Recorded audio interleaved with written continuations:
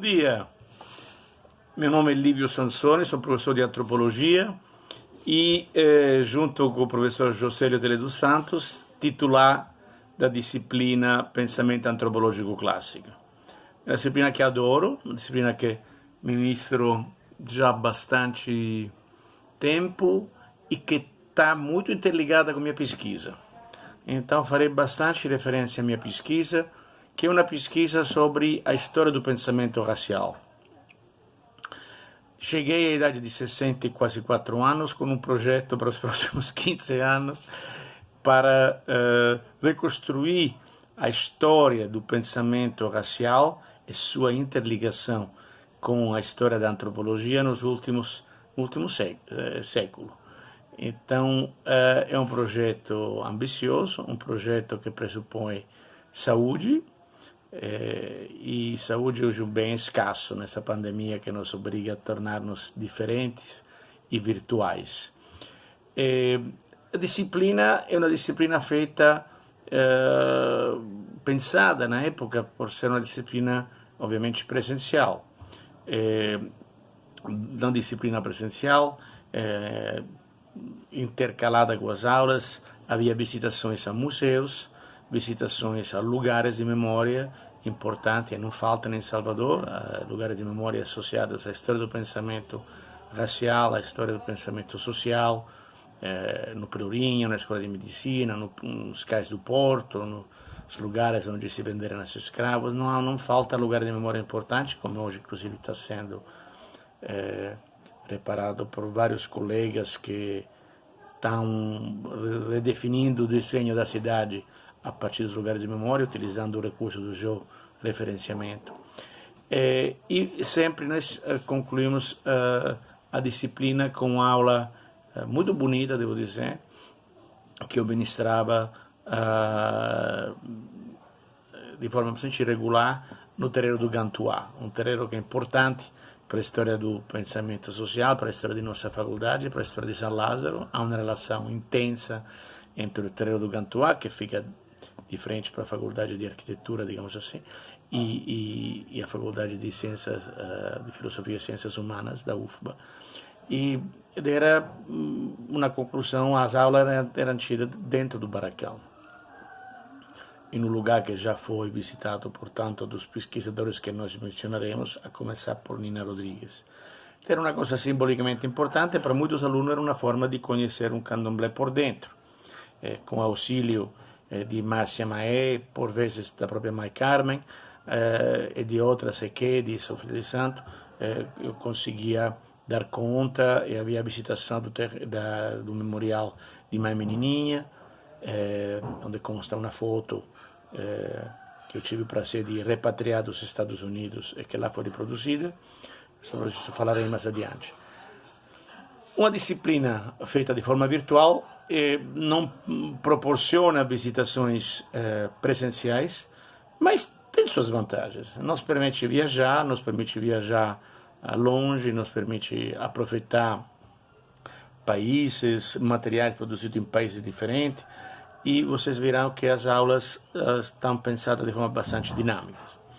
As aulas toda aula tem um componente, uns componentes, no plural, audiovisuais bastante importantes, curtos, filmes, alguma vez um podcast, um áudio, documentários quase sempre, que ajudam a entender, seguir o fio da meada, e nos ajuda a entender esta estreita relação entre a construção da antropologia no Brasil, a construção do pensamento social brasileiro no sentido mais amplo, as grandes questões sociais, que na Bahia e no Brasil também são questões sociais e raciais,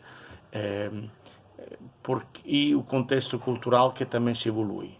O esforço da disciplina é mostrar como o pensamento antropológico clássico se constrói nunca sozinho, mas sempre em associação com o desenvolvimento das ideias em torno da literatura, das artes, da noção de povo, de patrimônio, e paulatinamente a própria construção das ciências sociais e sua institucionalização. Começaremos a disciplina com a geração de 1870, com Silvio Romero, ainda no final do Império, e a disciplina se encerra com o processo, a alvorada do processo de institucionalização da antropologia no Brasil, no comecinho dos anos, final dos anos 40, começo dos anos 50. É um período longo, então tentarei, e certamente assim fará o colega Josélio, dar as grandes linhas, focando em algumas ideias, em alguns autores. E falando de autores, eu sempre fiz o esforço para que todo mundo leia algum trecho dos próprios autores, deixando o comentário como leitura complementar. Irei providenciar várias leituras complementares, mas fazendo que todo mundo se familiarize, pelo menos com a linguagem, o gosto, a sensibilidade do autor, o estilo. Cada autor tem seu estilo, como autor literário, como um pintor, como um escultor. Fazer antropologia é um pouco fazer uma escultura, tentar ser tridimensionais na descrição.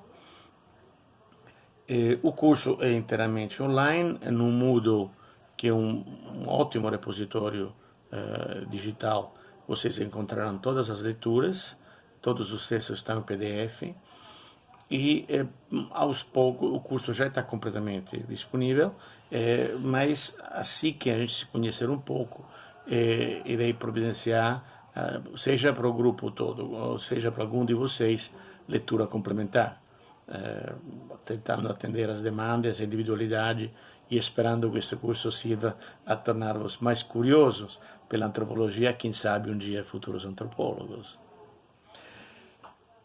O curso consiste de uma aula introdutória, que nós faremos por meio de um jogo, utilizando um jogo chamado Bazar, utilizando o recurso glossário no Moodle, e seria bom que todo mundo se familiarizasse com o Moodle.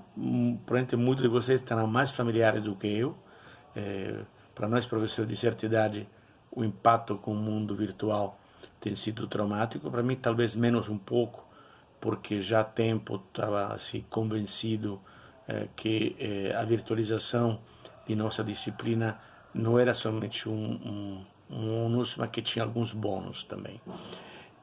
Mas, mesmo assim, tecnicamente, eu sou um autêntico troglodito, curioso troglodito, um homem da pedra curioso, como eram os homens da pedra, que iam descobrindo, avançando. Sou um homem da pedra curioso. As aulas estão divididas entre Josélio, como repito, haverá uma aula de introdução, 12 aulas propriamente dita, e o momento de encerramento.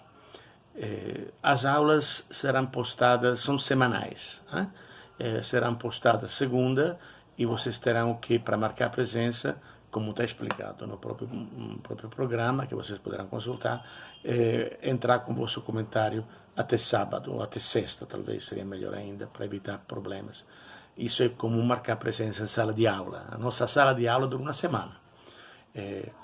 Funcionar não em síncrono, isso deixa vocês mais à vontade para ler os textos, observar, assistir os filmes, fazer os comentários e, sobretudo, interagir tanto com os docentes como, sobretudo, com os alunos. Vocês verão que todas as minhas aulas são concluídas por um pedido de exercício,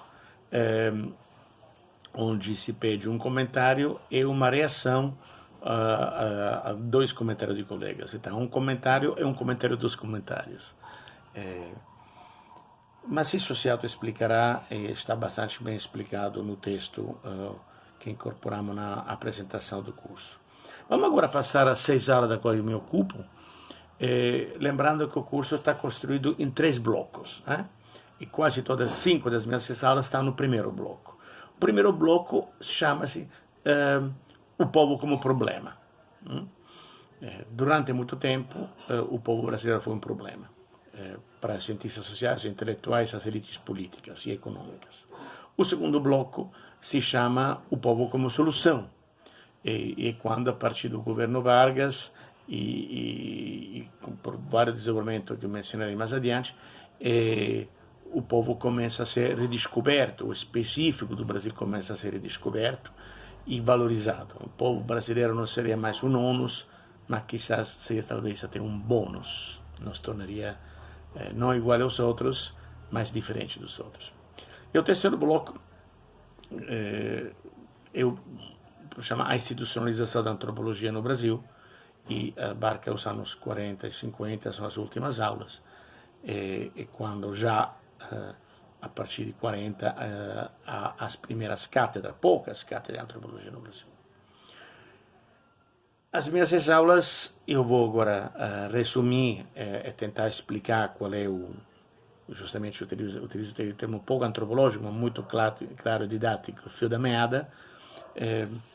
Começam com dois autores. Um autor brasileiro, canônico e paradigmático, Silvio Romero, e um autor não brasileiro, Cesare Lombroso, que é um autor italiano de origem, que muito influenciará a alvorada do pensamento social brasileiro por vários motivos que eu explicarei na própria aula e que a própria aula mostrará. Silvio Romero era um médico, não, desculpe, um jurista da Faculdade de Direito de Recife.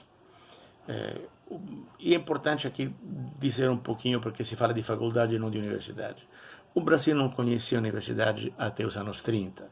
Até a Universidade do Brasil, atualmente é o FRJ, se ser fundada, e mais adiante um pouquinho a USP. O Brasil era, nos últimos anos da República Velha, os primeiros anos os últimos anos do Império, os primeiros anos da República Velha, um país de escassa densidade intelectual, um país com poucas pessoas formadas, um país com poucas alfabetizadas, com elite positivista que acreditava com a República que todos tivessem que ler, mas com um problema seríssimo de analfabetismo e de pouca densidade, de poucos intelectuais, poucos formados. Desde a época colonial e no Império, o Brasil nunca se preocupou em fundar universidade propriamente dita. E nisso a colonização portuguesa e o Império se diferenciam pesadamente da colonização espanhola, que, pelo contrário, já a partir do século XVI, começa a formar, e com mais força do século XVII, começa a fundar as principais universidades na América Latina. Eu me lembro ter visitado 2 anos atrás, pela segunda vez, a Universidade Javeriana, jesuítica, em Bogotá, e lá há uma pedra, que é a Pedra Miliar, na qual está escrito que a universidade foi fundada em 1622, se não me engano. Eu fiquei impressionado, 1622. Seria interessante mais adiante você ler em Gilberto Freire, que é um dos autores que nós trataremos, quão pouco se lia no Brasil, quão até as elites eram pouco, se não analfabetas, não letradas, quantos padres por vezes eram analfabetos. Isso criou um contexto cultural e social muito específico. Um pequeno detalhe que é importante, porque é uma das coisas que preocupava muito Silvio Romero, que se preocupava muito com a qualidade de nosso povo, é o exemplo de nossa bandeira. Se você lê um autor chamado José Murilo de Carvalho, ele tem várias coisas interessantes. A gênese da bandeira é do hino nacional brasileiro. O primeiro hino da República foi pensado pelos revolucionários positivistas, que pensavam que fazer política era como fazer ciência no laboratório. Foi pensado, o nosso primeiro hino foi a Marselhesa, famoso hino francês, a los enfants de la patrie, que porém teve que ser mudado porque ninguém entendia o francês e menos ainda sabia tocá-las. Embora seja um hino muito bonito, não podia ser o hino de um outro país, com outra língua vernácula. E nossa bandeira é a primeira bandeira vernácula, em língua vernácula, língua usada pelo povo, com algo escrito, ordem e progresso. Coisa cruel, porque quando a bandeira foi lançada com a República, só 5% dos brasileiros sabiam ler. E talvez por esse motivo que a regra e o compasso foram junto à bandeira para torná-la vagamente inteligível. É bom lembrar que ordem e progresso é uma é uma deturpação do lema de Auguste Comte, o filósofo, sociólogo francês, grande pai do positivismo, que era na realidade amor, ordem e progresso, ou em algumas outras versões, irmandade, homens e progresso. Os militares, o Marechal Deodoro e os outros que lideraram o golpe que levou à República, pensaram bem de tirar a irmandade ou amu e deixar ordem e progresso. Silvio Romero é jurista preocupado com a qualidade do nosso povo, porém curioso com o nosso povo, para com o nosso povo. A primeira sensibilidade etnográfica, a primeira forma de curiosidade para com o povo, suas culturas, suas expressões, surge entre pessoas que ainda estavam profundamente convencidas que houvesse uma hierarquia racial pela qual os brancos estavam acima, os mestiços embaixo, os pretos e indígenas mais embaixo ainda. É duro aceitar isso, é difícil, pelo prisma de leitura de hoje, que nos impõe uma postura antirracista. É duro aceitar que as primeiras incursões etnográficas na cultura popular brasileira, na cultura negra e até indígena, foram feitas por pessoas que acreditavam profundamente no pensamento racial, naquela coisa que o antropólogo físico recém-falecido italiano Luigi Cavalli Sforza chamava a religião da raça. Era uma religião acreditar que houvesse raças. Até os antirracistas acreditavam que houvesse raças. Hoje sabemos que não há raças. Hoje sabemos que fenótipo e genótipo são duas coisas muito diferentes e que inclusive o fenótipo é um escassíssimo indicador de diferença genotípica, como se fala no geneticista. Mas naqueles anos se acreditava nisso. Bem, Silvio Romero, olhando para a África, começou a observar as formações culturais da cultura afro-mestiças que no Brasil se dava. E, preocupado com o paulatino sumiço dos últimos africanos, lança um grito de alarme no seu estudo da literatura brasileira, leremo trecho disso, dizendo: nós temos nos nossos quintais, nas nossas cozinhas, nos fundos de nossas casas, expressões, culturas, pessoas de origem africanas, e a gente não mostra nenhum interesse por ele. Os negas, os renegas, os esconde. Outros montam expedições, vão para a África, os grandes colonizadores franceses, ingleses, outros, e nós que temos essa África perto de nós, não se desinteressamos. Começa a surgir em Silvio Romero, convencido que a mestiçagem fosse um problema da sociedade brasileira, uma curiosidade para com as expressões africanas. E ele escreve a história da literatura brasileira entendendo por literatura, na realidade, cultura popular. Literatura naqueles anos se entendia provérbios que por vezes ditados, fábulas, história, causos, contos. Muitas vezes é parte da cultura oral e não escrita. Nisso ele tinha uma interpretação bastante moderna da literatura, tanto é que hoje se poderia chamar quase de estudos culturais ele está fazendo. E nós leremos sobre o interessante achado dele nesse trecho do clássico dele, na parte da atividade dele mais ligada às culturas populares. Ele escreveu sobre outros temas, no qual ele inclusive mostra ser o primeiro brasileiro a usar termos como bantu, que é um termo africanos ou sudanês, que chega ao Brasil por reverberação a partir da grande conferência de Berlim, uma conferência que vai de 1883 a 1887, pouco antes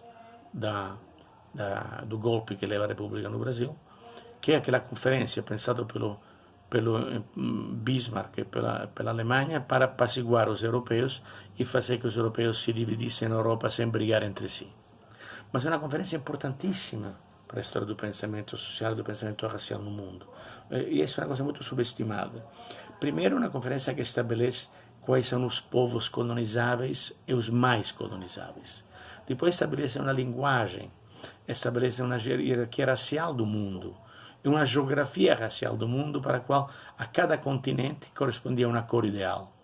Esses eram os anos, naqueles, final do século XIX, que os mapamundi, ainda feito de pergameno, depois de couro, depois praticamente de papelão, começa a ser feito com uma luz dentro, para dar uma ideia do mundo, onde a cada continente era de uma cor. A Europa era, seja rosa ou verdinho, a África, obviamente, era marrom, não podia ser preto, senão não dá para colocar os nomes. A Ásia, obviamente, era amarela, as Américas, vermelha, a Oceania, azul, e então, a cada continente correspondia a uma raça ideal. As três grandes raças, segundo outros autores havia mais, mas as principais três grandes raças eram, quatro grandes raças, eram a raça caucasiana, a raça abissínia, como se chamava, a raça amarela, bem definida, e a raça ameríndia. Na linguagem da época, pelo amor de Deus, não estou me referindo a hoje. Mas era assim que todo mundo falava, inclusive as pessoas mais esclarecidas. Eu quero lembrar que naqueles anos o grande dilema do pensamento social brasileiro era lidar com três fenômenos tidos como problema, que se tornam determinantes a partir da Conferência de Berlim. O fato do brasileiro ser um país quase inteiramente tropical, o trópico era visto como a parte do mundo incapaz de produzir uma cultura própria, que precisava importar tecnologia e saberes do norte, de lugares de clima menos extremos, mais equilibrados. Segundo, o Brasil era um país em grande parte povoado por africanos, sobretudo antes da grande imigração oriunda da Europa meridional que aqui chegou, sobretudo da Europa meridional, italianos, espanhóis, portugueses, muito menos alemães e judeus e sírios mais adiante. E, em terceiro lugar, o Brasil era um país com grande e crescente população mestiça. E os mestiços eram um grupo completamente ignorado, tido como uma não-raça, como uma coisa fora de lugar, um erro da história que tinha sido em algum lugar do mundo, como também na África do Sul, na Indonésia, na Índia, devido à colonização, mas que aqui tinha se tornado uma parte preponderante. Aqui em toda a América Latina, sul do Rio Grande, do México incluído, a grande maioria da população. E esse não cabia na geografia racial do mundo da época. Então, a angústia dos intelectuais brasileiros é o que fazer com o nosso povo. O segundo autor que eu tratarei, e só aqui somente vou mencionar os autores, é Cesare Lombroso, que fará parte da primeira aula, porque Cesare Lombroso cria uma série de categorias que muito bem se encaixam com a forma de se pensar as raças e os grupos no Brasil, que é uma forma muito centrada na estética, na aparência, mais do que na origem. O nosso racismo latino se inspira em visões italianas daquilo que é belo e feio, o feio, a partir de uma ciência que existia na Itália a partir de 1650, nascida em Nápoles, ao redor do artista Carlo della Porta, pelo qual se lia, mas já presente em Aristóteles, era possível ler na aparência da pessoa suo ser, sua essência, seu comportamento. A influência de Lombroso é enorme e é fortíssima na escola, na faculdade de Direito de Recife, tanto em Silvio Romero como em seu colega e inimigo Tobias Barreto, um tipo interessantíssimo, sobre o qual não podemos agora, por motivo de tempo, falar. Os dois, é interessante, tem um grandíssimo, uma peleia feíssima, com palavrões, como era normal na época, entre intelectuais. Hoje, os palavrões são ditos de forma escondida, na época eram ditos de forma explícita, que são os primeiros dois autores brasileiros a citar tanto Cesare Lombroso como Karl Marx. Então você vê que os positivistas brasileiros bebiam a fontes estrangeiras e eram, pela época, muito cosmopolita, muito, hoje se diria, internetado, muito ligado com as tendências culturais da época, em particular com as tendências que podiam servir para entender o contexto brasileiro. O pensamento lombrosiano, com noções como criminoso nato, noções como a possibilidade de ler a partir do comportamento, da estética, a psique da pessoa, pouco se preocupando com a essência,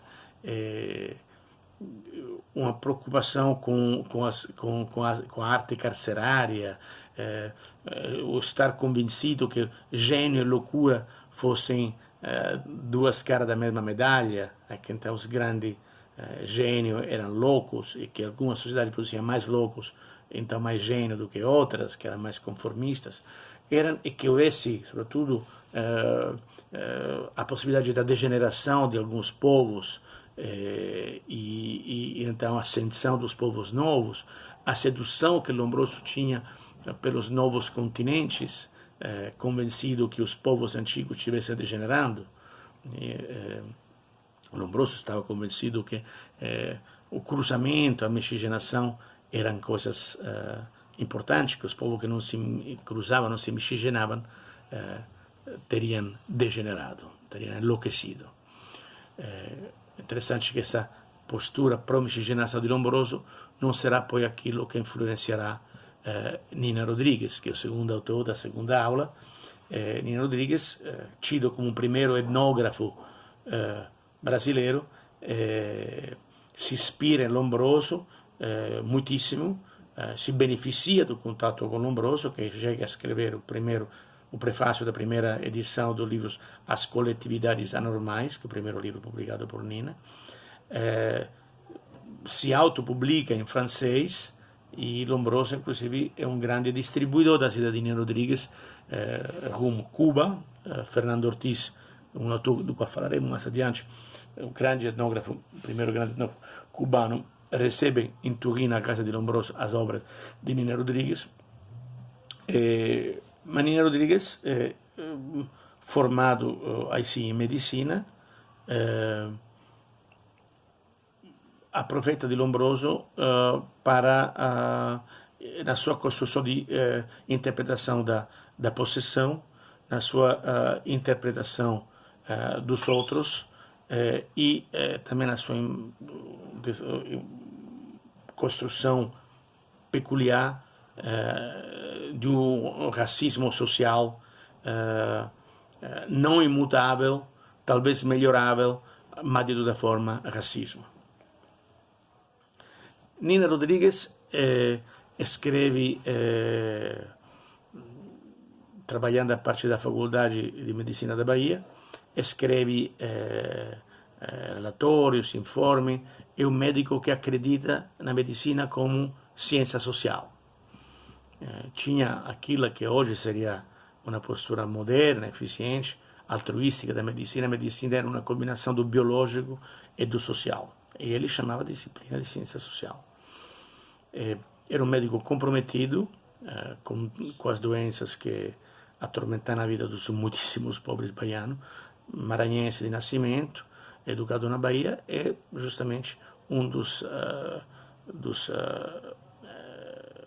luminares, digamos, da Escola de Medicina da Bahia, que era um dos 4 grandes faculdades que se tinha no Brasil. Na ausência de universidade, nós tínhamos um sistema muito reduzido, mas com 4 grandes polos. A Faculdade de Direito de Recife, da qual Silvio Romero era o exponente mais conhecido, a Faculdade de Medicina da Bahia, a Faculdade de Direito de São Paulo e a Faculdade de Medicina no Rio de Janeiro. Eram 4. E havia alguns institutos politécnicos, escola de engenharias, quase todo do Exército. E é uma dessas escolas que se formará Euclides da Cunha, o autor que estará no centro da nossa terceira aula. Era muito pouco, e durante todo este período, que vai da 1889 à formação aos anos 40, o lugar mais importante, o coágulo da inteligência brasileira, na realidade, é constituído da Academia Brasileira de Letras, fundada logo depois da Declaração da República, muito inspirada no modelo francês, quase homônimo, que é o lugar onde se encontram todos, digamos assim. A maior parte dos intelectuais que nós citaremos são membros da Academia Brasileira de Letras, Euclides da Cunha, entre outros. Nina realizza pesquisa di fatto etnografica, ele ovviamente não era formado em antropologia, mas era um tipo curioso que descia da faculdade de Direito para a Baixa do Sapateiro, para a Barroquinha, entrevistar os últimos africanos. Preocupado inspirado certamente pelo ditado di Isidro Romero, vamos pesquisar os últimos africanos antes que desapareçam. Ele os entrevista, dizem que tomava bastante copos de cachaça com ele, e conversava e começa de alguma forma a valorizar o saber africano no Brasil. Não é um saber a ser removido, como na cidade da época tinha que ser removido todos os traços de africanidade. Tinha que se remover a venda na rua, tinha que se remover o uso do tendê, tido como produzindo um cheiro nauseabundo que inspiraria o mal, que lembraria os postríbulos.